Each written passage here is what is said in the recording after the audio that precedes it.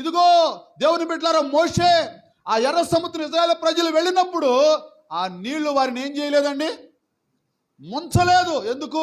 దేవుడు వారికి తోడై ఉన్నాడు కాబట్టి.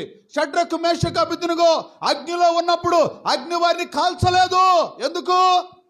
ముగ్గురు నేస్తే నలుగురు ఉన్నారు అందులో. ఎవరైనా యేసయ్య తోడుగా ఉన్నాడు కాబట్టి అగ్ని వారిని కాల్చలేదు.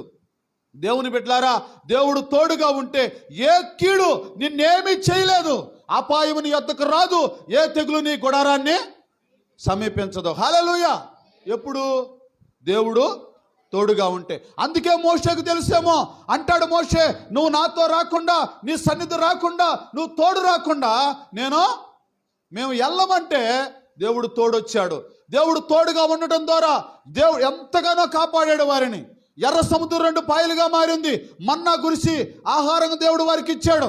దేవుని బిడ్డలారా, బండ నుంచి నీళ్ళు వచ్చినాయి, మారా మధురముగా మారిపోయింది. దేవుడు తోడుగా ఉంటే మార్గం సరళమవుతుంది, ప్రతి కీడు తొలగిపోతుంది, జయం వచ్చేసిద్ది. ఆమేన్.